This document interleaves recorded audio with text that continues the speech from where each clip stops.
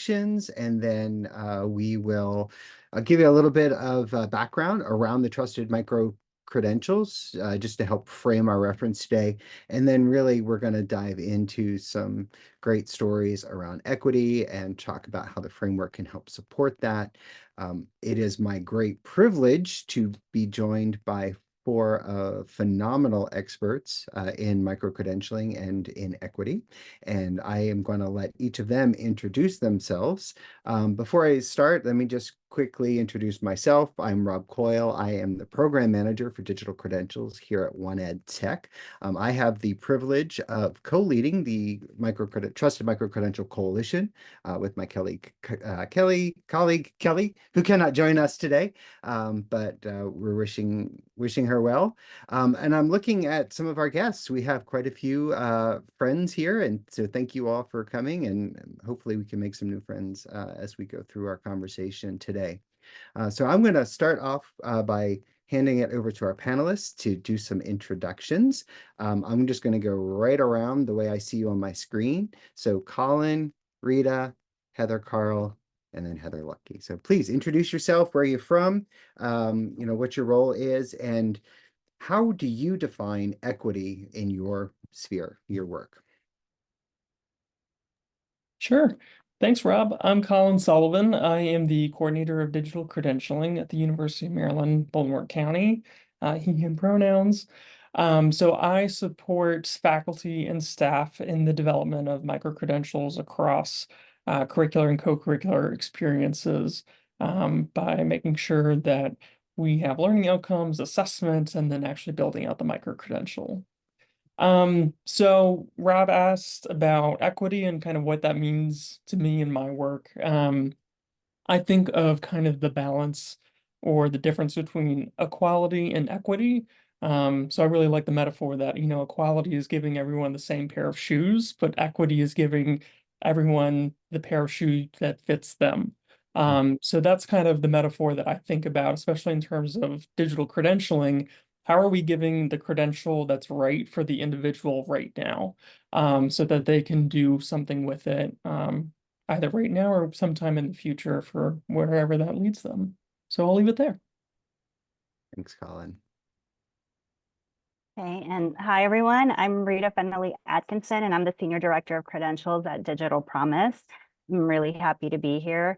And so at Digital Promise, we have a microcredentialing platform, and we also co-develop microcredentials with a lot of partners using our equity-based microcredentialing framework, which is focused on competency-based microcredentialing. And when I think about equity, kind of picking up where Colin left off, is I think one of the most important things with equity is making sure that people have options and opportunity to access. One of the things I often hear is whether there are too many credentials available and there's too many choices, and there aren't. People need to have the opportunity to access, as Colin said, the type of credential that they want and need at the time that they need it in the format that they want. And I think that's really important. And then I'll pass it on to Heather. Thank you. Hi, everyone. I'm Heather Carl. I work at Territorium in product management, and I'm responsible for our digital credentialing solution offering. And we also have another part of our organization that focuses on durable skill assessments. So I tend to be more in the weeds of the standards with Rob. And so that's a lot of what I end up focusing on. And how that relates to our work then is really being able to use those standards in a way that highlights agency for the learners. We focus on not just getting the credential out the door, but what is the learner able to do with it? And what does that mean for them in their life? What can they learn about themselves? What career pathways does that unlock for them so they have better access and equity in their job search ahead? Great. Thank you, Heather. And Heather? Hi, I'm Heather Lucky. I'm the Chief Performance and Accountability Officer with the Idaho Division of Career Technical Education. It's a long title and agency that I work for. But I have been working with CTE for over 10 years now. And over the last 9 years, we've been issuing microcredentials through our own platform called SkillStack. And as of the most recent data with the 23-24 school year, we're up to 41,000 unique learners and issuing over 160,000 microcredentials. So we're excited to see the growth that we've had and people really accepting and adopting this new thing with microcredentials. But for Idaho, we did start out with CTE. We have our standards similar to what Heather was talking about, but we started with our high school students and providing opportunities for them to get prior learning credit for the microcredentials. And then we've expanded to lots of other audiences and learners. So that's where for CTE equity really, before even microcredentials came along, it's there's all types of learners and where you are in your life. And so it's just meeting the needs of the different learners. And I'll talk a little bit more as we go along the presentation on what those learners are for CTE and earning microcredentials. Thank you all so much for the intro. And as Heather mentioned, we will hear back from all of our panelists later as they share some of their stories and experiences specifically in their world, but we'll also have a good opportunity to interact with each other, ask questions. We really would love to hear from everyone here on the webinar and hear your questions. Feel free to put things in the chat so you don't forget as we go, and then we will have an opportunity to address all of those at the end, if not as we go. I am going to start now sharing just a brief overview of the Trusted Microcredential and the coalition work. Thank you, Kara. That's perfectly timed. If you go ahead and go to the next slide. About a year ago, One Ed Tech members came together to try to answer some of the feedback that we've heard from a lot of employers and a lot of higher education institutions when we asked them, how come you're not accepting credentials yet? We're issuing a lot of them. You don't seem to be receiving them. What's going on? What can we do about that? And the overwhelming true responses were really, we don't know what these credentials mean, and we don't know what went into earning them. And so the coalition came together to try to figure out how we can address those questions and really, hopefully, to drive some market change around adoption of credentials. We have right now about 24 executive leaders from various organizations around the One Ed Tech membership. We have K-12 institutions, we have higher education institutions, and we have EdTech suppliers all in the room together, trying to address some of these challenges. And of course, all of my panelists are part of this coalition as well, and we're thrilled to have all of their organizations.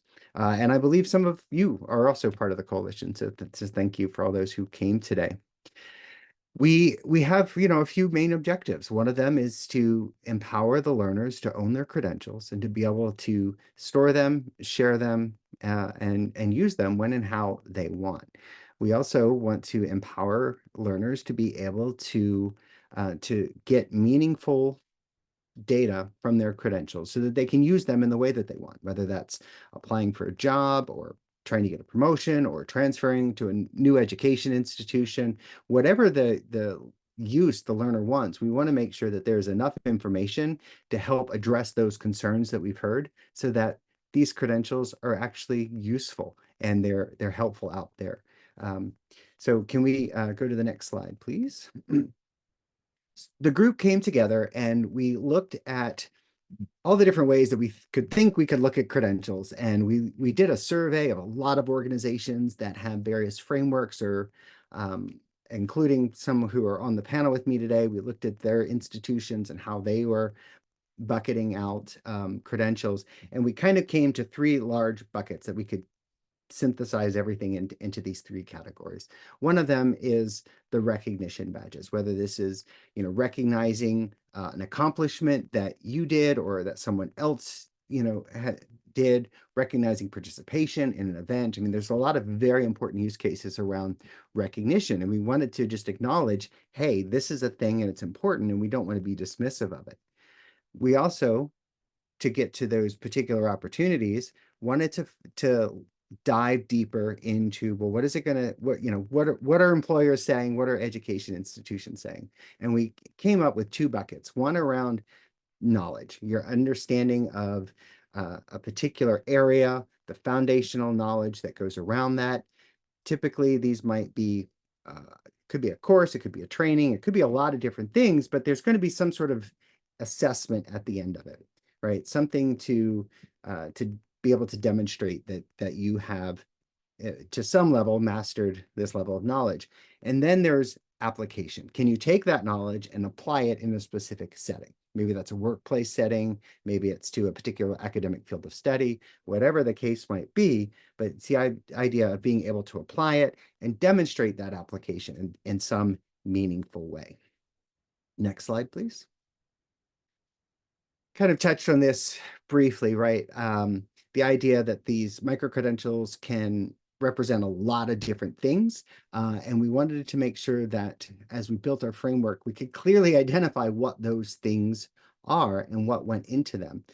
We've seen, the example that I use a lot is a project management badge. You could get a project management badge because you went to a project management related webinar and sat there for an hour and gained some great information. You could also earn a project management badge because you spent 6 months taking a series of courses and training and you passed an assessment and you've earned a certification.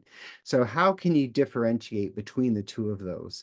What makes someone who's receiving and interpreting that credential able to trust it and understand that it's a credible and what went into earning that particular credential? And specifically, right, was this a skill? Was it aligned to some formally published framework? Or was this just, something that you designed within your organization, which can be very important, but it doesn't necessarily give the full context of what the learner did in order to earn that credential. Next slide, please. Also, how do we know that you actually did those things, right? Was there a rubric that was used around assessment? Is there evidence that can be shared? What kind of rigor, as I mentioned, went into that? Can we explain what these things are? Can we be very clear around what type of an achievement it was? Is it a skill? Is it a course? Is it, a degree, which you could also express as a digital credential? So what is this thing and what's all the data that went into it?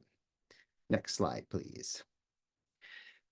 We started with Open Badges 3, the latest version of the Open Badges specification, and we looked at what are the required elements and what are the optional elements.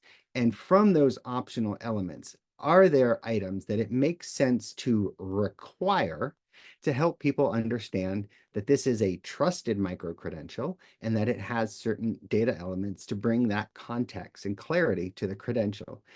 So on the screen, and Carrie, you can go to the next screen as well, there is a series of fields that we looked at and evaluated and said, you know what, this needs to be a required field. This data has got to be included in order for someone to really understand what went into this credential. You need to explain, the skills involved and related to the credential. Even if it's not a skill badge, there's still skills that went into earning it. What were those skills? What's the criteria that you awarded? The rubric I mentioned earlier. How long did it take to earn this credential? Providing all of this information is going to help bring that clarity and the context around the credential.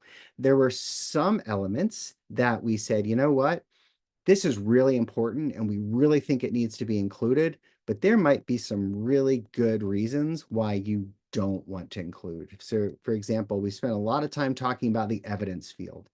We think evidence is a fantastic way to support a claim of the credential, but there's some legitimate needs. Maybe it's PII, maybe it is intellectual property, but reasons that you may not want to include a specific artifact as evidence to claim that. So in that case, we kind of said, you know what, highly recommended, but we understand that there's reasons you don't want to do that. So we had some real deep, deliberate conversations around the importance of all of these things and how best to include them to help, again, achieve those goals. The last thing we did, next slide, please, Kara.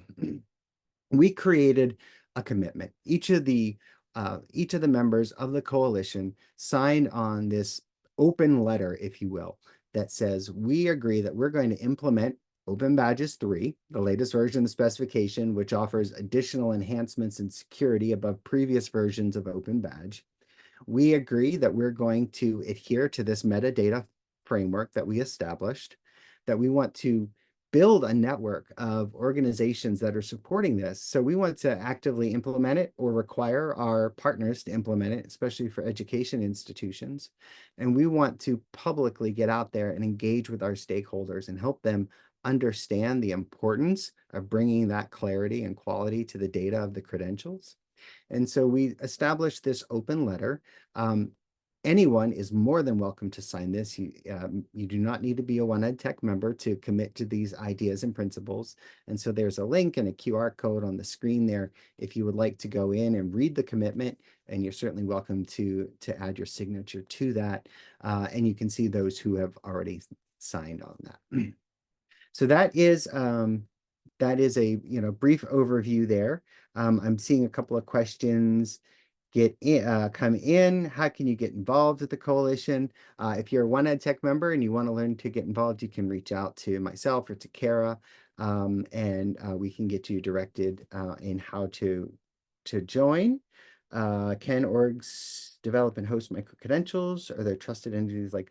So what I would say is the quick answer to that is a lot of this work is still in the forming stage. We've created this framework. We have some ideas and principles, but the coalition's work now is to be more active and intentional in helping people understand how to implement this framework and what that looks like in your education setting, in your institution, in your if you're a ed tech supplier, what does it look like in your application to require these fields, and how does that work?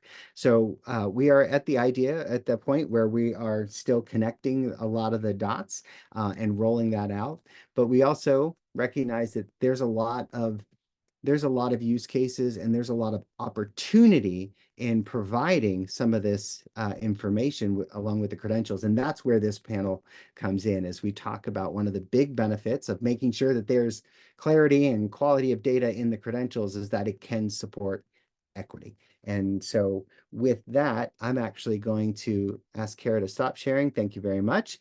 Hand it over to Rita to talk a little bit from your perspective around how you think this framework is supporting equity. Thanks, Rob. So I think this framework is really important. So microcredentials are still fairly nascent. There's been, some of us in organizations that have been, working with microcredentials since the beginning, but the technology and how to implement it effectively is still fairly new, and it's not as widespread as we all would like it to be. So one thing that I think this framework does really well is I think it gives us language that we can use to talk about microcredentials. One of the things I'm sure that all of us notice is that whenever you get any group of panelists, one of the questions I think we all get is, what is a microcredential, right? And there are so many definitions in the field. We've seen the papers, and we all kind of have the definition that we use for the way that we engage in the work. And so what I really love about the OneEd Tech TrustEd Microcredential Framework is that it gives us a way to talk about how our particular implementation of microcredentials fits within the ecosystem. And we can kind of have a starting point for language. There is a very big difference between a recognition, a knowledge, and an application badge. And so, for example, at Digital Promise, we only do competency-based microcredentialing, which means our earners have to provide evidence that they have implemented a skill with a very high level of fidelity, and all of the submissions are assessed by a human who has subject matter expertise. That level of microcredential is very different from a knowledge microcredential where someone is taking an assessment that might be automated in how it's assessed. And again, knowledge is really important, but those are two very different instances. And so I think for us to really be able to promote adoption of recognition of these credentials and having different institutions accept them either for credit or for experience or for use in employment, then it's really important for people to understand the type of microcredential that they are looking at. What are some things that they might want to look at as they evaluate them and the value that they had? And I think Kelly asked a really great question about, you know, how you should, you know, go about creating your microcredentials. And the answer is that there is no right answer. It depends on your context. But I think that there is a question of trust.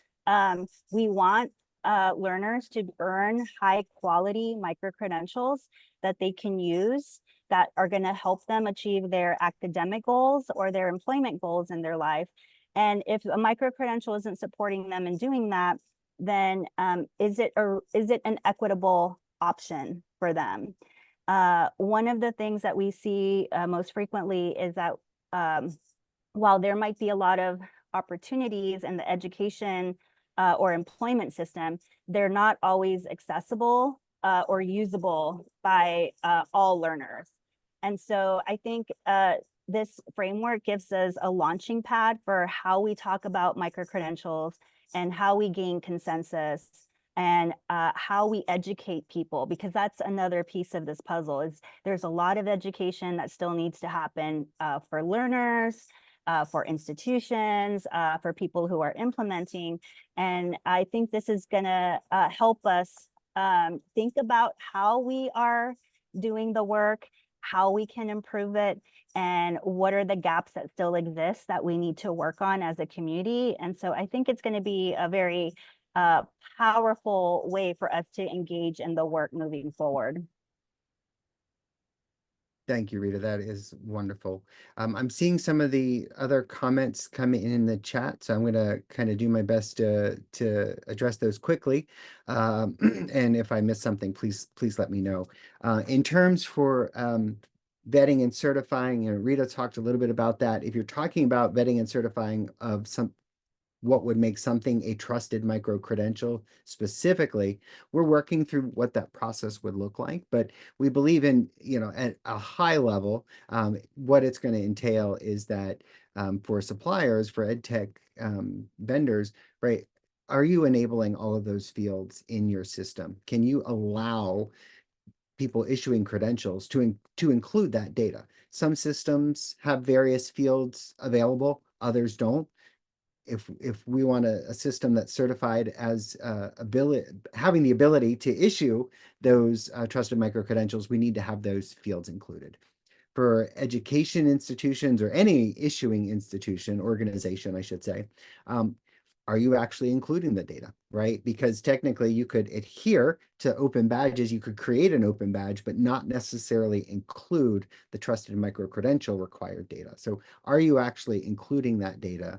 And so, we're still defining exactly what it looks like, but at a conceptual level, those are the kinds of things that we think we're going to be looking for to go through some sort of certification or vetting process. I see Brad's comment too around a CLR, a comprehensive learner record. What I'll just say quickly with that is a CLR absolutely is a different type of microcredential, and we believe that there is going to be some version of a trusted microcredential that is a CLR. The conversations so far have centered around open badges with the understanding that we are going to talk about CLR next. We rolled out this framework for the first time in March, so it's still pretty darn new. But as we continue our conversations, we are going to look next at CLR and see how that can align with this framework. Is there additional data that we want to make sure is included there and what that process will look like? So fantastic. Thank you. All right. So we've heard a little bit from Rita and way too much from me already, so I'm going to stop doing some of the talking now. And actually, Colin, would you like to go first and talk a little bit around some of the work that you all are doing at your fine institution? Sure, I'm happy to. So, I'm going to talk a little bit about a program that we have at UMBC called STEM Ready. And that is a multi-institution partnership. So we have an agreement between Montgomery County Public Schools, which is a neighboring adjacent K-12 public school system, Montgomery College, which is that neighboring community college, and then our UMBC, University of Maryland, Baltimore County. We have a satellite campus in Shady Grove, which is about 25 minutes away from Washington, D.C. So again, the institutions, a public school system, a community college, and then our four-year institution. And the goal of STEM Ready is that we are looking to diversify our regional workforce from traditionally and typically marginalized and underrepresented students to find opportunities in STEM fields in our area. So while we have students through the school system, we recruit incoming juniors and seniors in high school.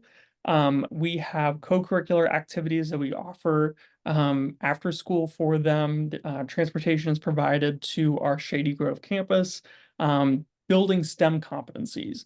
And that can range from coding exercises to science projects at our Shady Grove campus, offered by staff and faculty from those different institutions. Once those students graduate high school, they'll move towards Montgomery College to earn their associates, and they're starting to look for internships, pre-academic advising, also coming from UMBC.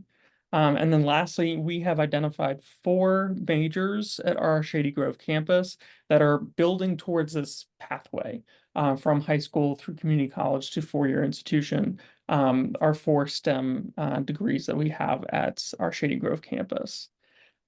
So the thing that I haven't talked about yet is that through this pathway, through this kind of 6-year-long journey or so, we are credentialing along the way. So as they are participating in that after-school activity, we are creating micro-credential that's describing that after-school activity and issuing it to them. And same thing while they're going through community college. I'll note that we're beginning our 3rd cohort, so this is our first group that will be going towards community college, so we're pretty excited. But they're earning their digital credentials for the competencies that they've acquired along the way, right? So when I think about how we're using this program to really build an equitable outcome for these learners, right? At the very least, first thing is just exposure, right? Exposing a group of students to science, technology, engineering, and math who otherwise may not have had that kind of experience, right? So giving them the opportunity to get their hands in the sandbox and have these experiences. The second one is thinking about how they can start leveraging their digital credentials immediately, right? And thinking about what this can mean for internships and job placements. So if we're looking at junior and senior high school students that are going to start having this, I know how to code in Java microcredential, right? And we're putting in all this wonderful metadata that is being defined by the TrustEd Microcredential Framework. That may mean that we have a student that can get a really meaningful internship starting at $20 an hour, right? That they otherwise may not have had that opportunity right from high school. So that's really exciting that we can really start thinking about some economic mobility pretty immediately for some of these learners, since they can have these verified credentials about their competencies. The third thing that I think is really important, especially, working at a four-year institution, and the long-term goal is to get everyone to have their bachelor's degree in one of these majors that we've identified, is recognizing that if getting a four-year degree is not right for you right now, we're not going to leave you empty-handed, right? You have done all of this work. We want to recognize that. We want to acknowledge that. UMBC has created and issued these micro-credentials, and we can't wait for you to come back when you're ready to finish your four-year degree. So it's not saying that, you didn't finish it, so you're leaving with nothing, and you started college and you have a ton of debt. We're trying to empower learners with what they have acquired and give them that asset to do what they'd like with it. So like I said, this is still a very, very new program. We're going into our third cohort. We're really excited about it. This is really kind of, I think, this kind of work when it works best. And we're already starting to pilot another iteration of this kind of program called Social Work Ready, which same kind of thing, where we're going to be working through social work competencies. And we're also partnering with the University of Maryland, Baltimore, which is the professional school in our university system of Maryland. So we were already seeing success and already thinking about how we can use this as a template for other disciplines too. It is so wonderful and inspiring. And I love, Rita, you and I have had conversations around the barriers to completing a full degree. And so being able to issue and acknowledge, recognize that work and those accomplishments along the way, I think, just like you said, it's going to help people be able to get that job or internship or whatever that, it is for them as they go, rather than waiting like we traditionally do, the end of a 4 years, or for some of us, it took a lot longer than 4 years to get that degree. What a tremendous opportunity to be able to get that as you go. All right, I am seeing a couple of questions directed at you, Colin, if you don't mind. First is, this must be a native Marylander here. Are the programs only at Shady Grove, or are they available at UMBC as well? They are at our Shady Grove campus. And the reason for that is because we're focused or have a hyper focus on that particular region. And our satellite campus is, less than 15 minutes away from many of the high schools in Montgomery County, really adjacent to the community college. So we really did this for kind of geography. Great. And how many students are flowing through the program right now? Yeah, so we have been admitting about 40 to 50 students per cohort. Okay, cool. And credentialing durable skills as well, or? Oh, yes. Yep. Absolutely. Yes. Awesome. I've seen two questions now around where are people storing their credentials after they get them.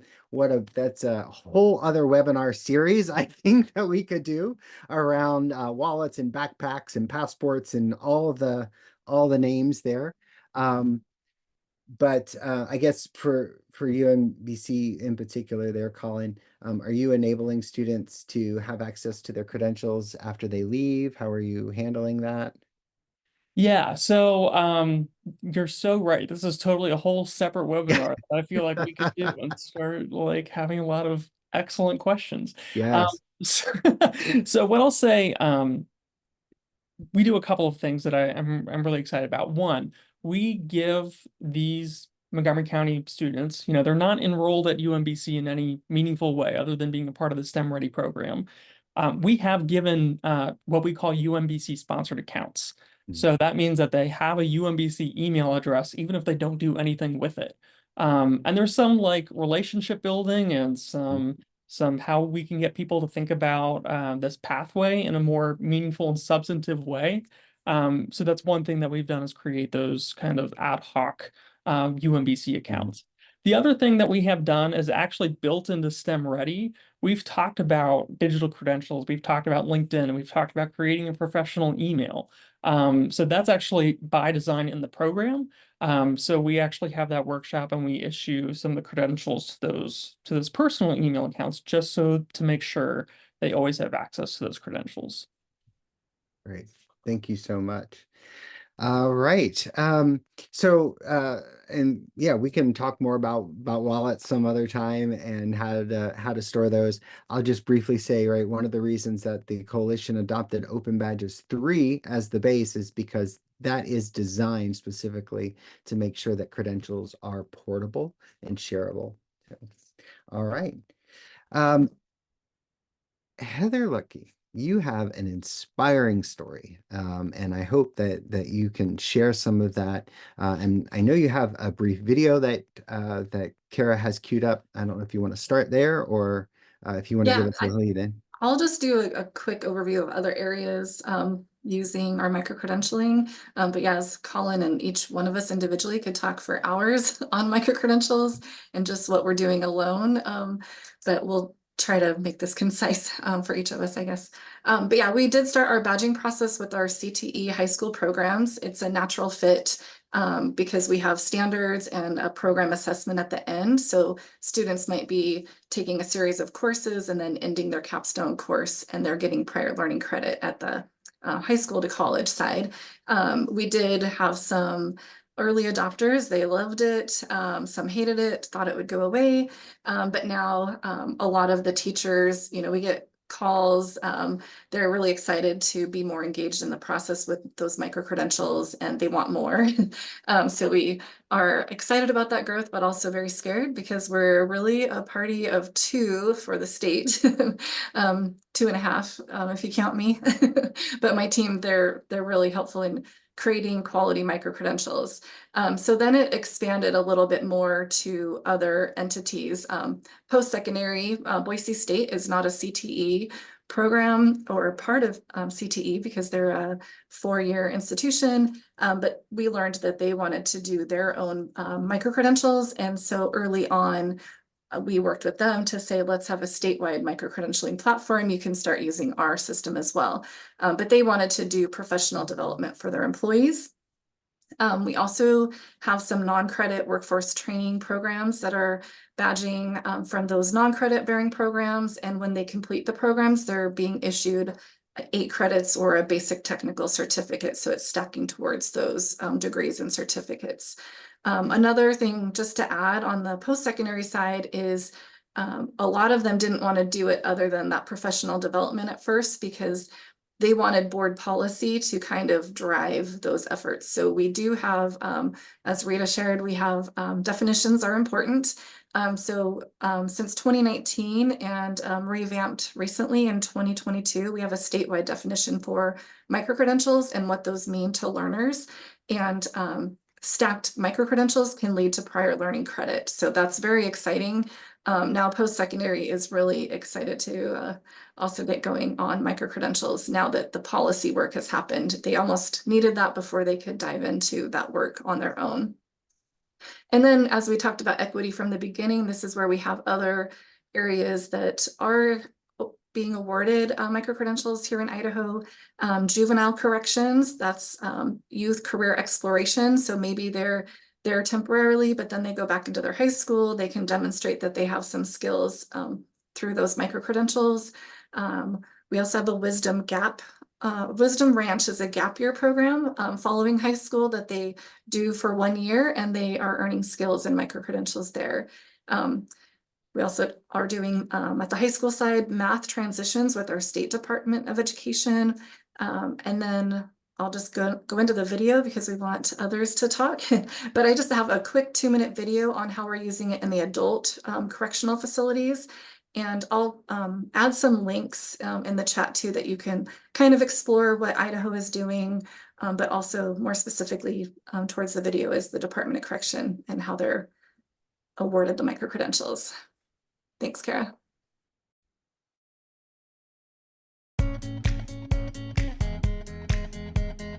SkillStack is a micro-certification platform here in Idaho that allows Idaho's educators to validate and assess a learner's skills in any kind of program. In SkillStack, a student can earn digital badges, which they can then share with future employers. They can use their digital badges to share on social media. We built it with Idaho State University. The very same class that we're offering, they're offering to their regular students with the same certificate. What you do here is the same as what's going on in the outside. The fact that it was a certificate from Idaho State University really kind of sealed the deal, helped me make a decision to take the program. The purpose, I think, of the education program is to give us an opportunity to improve ourselves in the long term. It is okay that you don't know how to do something because I'm here to teach you. We have basic programs. We take them step by step by step, and then they accomplish something so big that they thought was completely out of their range. In a place like this, you need people that want you to do better. Being housed for years, it just puts us in a little bit of a box. So when we get out, we don't know what to do. So if we have at least a couple certificates, we can put our foot out there. They're getting these courses for free. They're learning a career, a trade. And the way employability is right now, everyone's looking for skilled labor. You've had the training, you have knowledge. Put you up against somebody who has not even had that training, and that incarceration, just a bump in the road. It's something tangible that I can take out to an employer. My certificates say, hey, I know what I'm doing. I felt like I accomplished something. I was able to do it within 3 months. I want to continue my education. I want to continue learning because I know that I'm capable. I know that there's more opportunities out there for people that are more educated, and that's what I want for me and my son.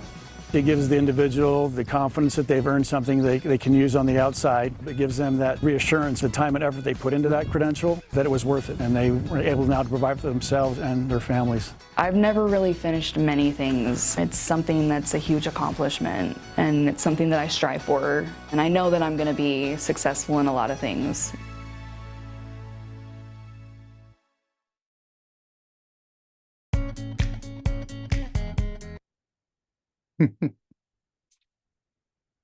Thanks, Kara. And Heather, thank you for sharing that story. What an inspiration, you know, for all that you're doing and the work out there. And I think, you know, to kind of tie it back into the framework, right? This is the opportunity to make sure that all of those skills and all of those credentials that those learners are achieving are getting recognized for their work. So thank you so much for that. Heather, the other Heather, I'm going to round out now and give you an opportunity to share a little bit about the work that Territorium is doing. Thanks so much. I think we do have some slides because I know it's always hard with a technical topic for people to follow along to know what you're talking about. But our perspective on this topic is, I think it's good that I'm at the end. It kind of brings a lot of these things together. We really focus on that learner agency part. Our clients are across four-year institutions, community college, full state systems, even like co-curricular programs that are doing work to advance certain skills inside of a school system, many different things and with many different needs. So I wanted to focus really on three things, which is dealing with bias, digital literacy skills as being a key part of this, and then how does that show up in learner agency? And I know some people may come from various different levels of understanding. So what I wanted to do was start a little bit further back, not in the weeds of the credentials, but what does it mean and what are we trying to do? You can go ahead and advance that slide. And we're really here because the future of these credentials, when they're fully ubiquitous, is to help us break down a lot of these systemic barriers. We've all been in a situation where we've tried to, you get a job and you've had things that have gone right and things that have gone wrong. But some of these barriers are things that exist for learners all of the time, and they're so systemic that until we get away from the way we're doing things, especially in the hiring process, we're not going to be able to really address them.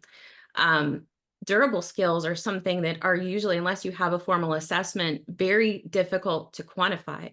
And often you're telling a story to someone in an interview, and that can be interpreted a lot of ways. And you may tell it one way to one person because you think that's the way you're going to be able to get the job. But with durable skills that can be credentialed, they are very clear that you can remove the bias from how somebody interprets whether in fact you have the skill because you're just saying it or not. Also, a lot of research on prior learning assessment says that resumes are a really poor predictor of understanding somebody's skill capability, including their level of mastery and competence, because there's just not enough semantic information there to show the depth of information about every particular skill. And so learners are, filtered out because they don't have the right keywords. They don't have enough words for the applicant tracking system. And the kind of credentials that we work on have so much rich information that really you as an institution can control a lot of data that can help dimensionalize what something means, use phrasing and words that can cover the full gamut of how somebody might interpret it, link to other kinds of standards or competencies that are coming from third-party frameworks to actually show that, in fact, that skill exists. And lastly, this is something when we deal with some students who are like high school to transitioning college, and this story comes from one of our clients. He was told early in his education that he would never be good at math. Today, he actually runs a math tutoring program and is in a PhD program. And the only reason he was able to do that is because he found his own path to learn differently and learn outside of the institution. And there can be blockages anyway that any path you take forward in your education. And you can even address things where a person who's standing in the way of your ability to take a course or to get into a program, we can remove that blockage because your collection of credentials can clearly show if you have done the required work to be able to move to the next step. So we can go to the next slide.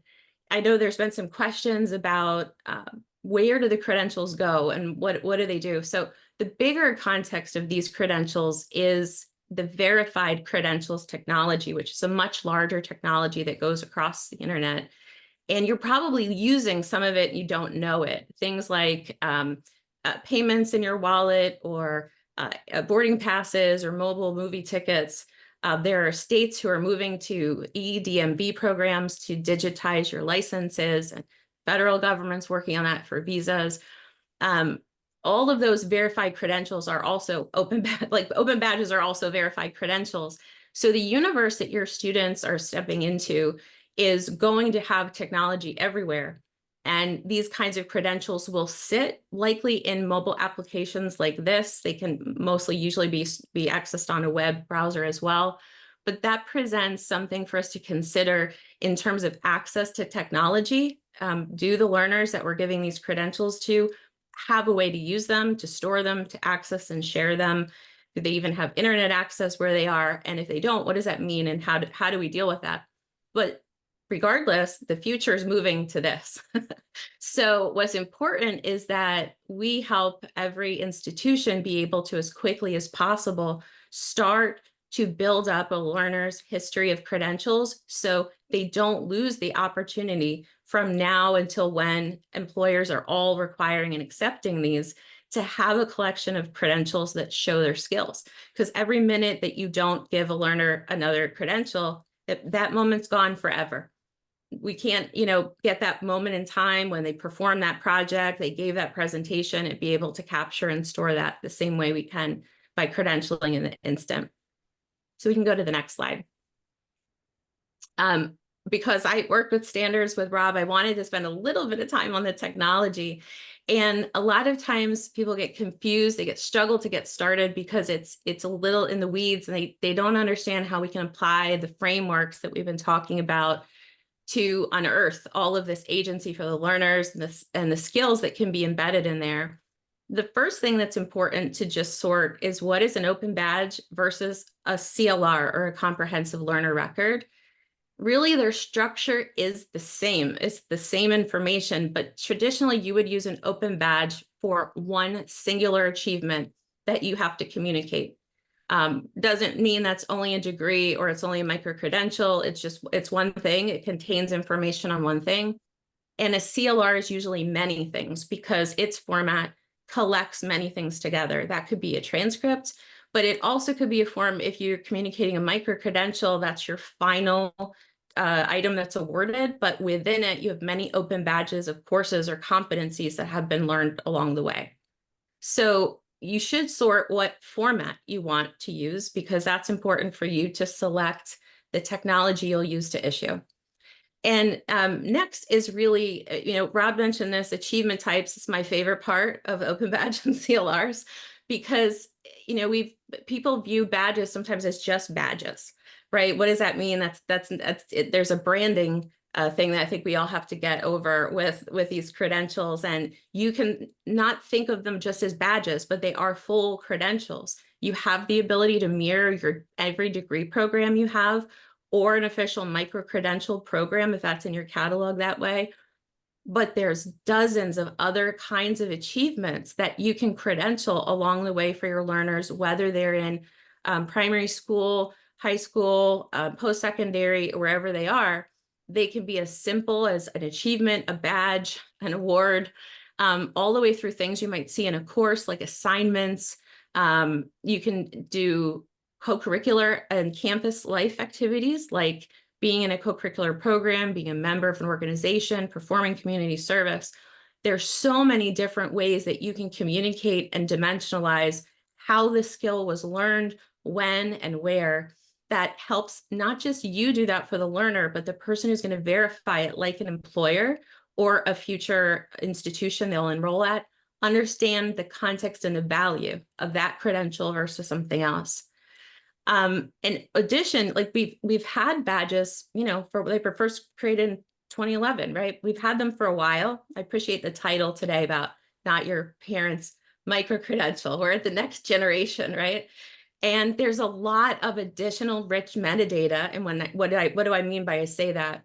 In addition to just the descriptive information and writing some narrative about the criteria to get it, you can embed very detailed information about the specific learning outcomes, what framework that comes from, what standards. You can point that to third-party systems like the CASE network, which is part of OneEd Tech, or Credential Engine, or many like other places that you want to refer to communicate what learning outcomes or what curriculum was being used. You can also include more information on yourself as the issuer, the grade, what was the context of the grade, and rubrics and things that were required, credits, and embed evidence as well. So it gives you so much information to be able to have that learner have proof of what they can do. I can move to the next slide. So when we come to learner agency and how these credentials show up for you as an issuing organization to give that to your learner, I know Colin talked about this before. The problem is a lot of students stop out. They can't continue with school, and we need to leave them with something along the way. And it gives them not just the ability to leave with that, but often these are sources of evidence that wouldn't exist on a formal transcript anyway. You can't see on the diploma all the collaboration skills I learned on a group project and a course that I took. And itemizing them in places like within a course and experience gives the people who will verify the credential the ability to understand it. But it also helps the learner understand what they can do. Now, I also teach undergrads and graduate students from time to time as an adjunct right now. I have never had a population of undergraduate students that at the end of a course is extremely well capable of being able to rewrite their resume with all the skills they learned that semester, right? So even if you have a privileged group of students, or you have students that have all other kinds of systemic challenges that they're not in an environment of told what they're capable of all the time, right? Being able to see it and you being able to communicate that to the learner, and they can actually not just understand that they can do it, but a path ahead. That's really our focus, is connecting those credentials to career paths and possible ways that they can improve earning potential or things that they want to do in the future. And I would try to conclude with skills and things that you can credential can be found everywhere. A lot of times we focus on transitioning the registrar office to issuing degrees, right? And focusing only on that, but there are things everywhere inside of the courses and experiences that you have that might not require you to redo your curriculum, go through a lot of like really extensive approvals, that you can find as ways to itemize skills for the learner. And on the last slide, I would say we do have some more work to do. Privacy and now having the ability to include results and evidence is a benefit, but it's also a challenge, because we have to, for protect things, we have to make sure learners know what that means if they're going to be sharing their grades in the form of a credential, when they can protect them. And I think one of the most important things is that along the way, we build digital literacy for our students, but also for our teachers. Now, when we've done implementations, a lot of feedback we get is, wow, I didn't know what credentials were when we first started. I wish I had known more about this before we started credentialing the students so I could better communicate the value. So we have both of those audiences when you launch a program that need time, investment. It's not just sending one credential and then they're done, right? They need usability. And so campus activations, making sure there's the right access to devices, internet, giving them regular practice for how they're going to use the credentials on your campus. Those are all ways to help improve digital literacy, so your learners know what credentials are and what to do with them. Mm-hmm. Thank you, Heather. Thank you so much. I am noticing that we have managed to use just about all of the time. I hope everyone enjoyed the presentations today. I wish we had more time to delve a lot deeper into some Q&A here, but I think we've answered quite a few questions along the way. So one thing I do want to do, Kara, if you would just go back in those slides, I'm sorry, but we'll go ahead and wrap up here.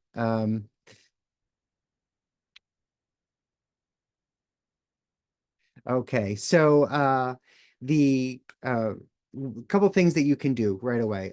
First is you can learn more about the coalition and the framework. The link is there. You can review the commitment and sign that. And we will be sending all of this information out to everyone following this, as well as a copy of the recording of this. You're welcome to start looking at your own programs and seeing how you can align to the framework. And of course, look out for additional webinars. But this is a second in a series, and we have a few more planned throughout the year.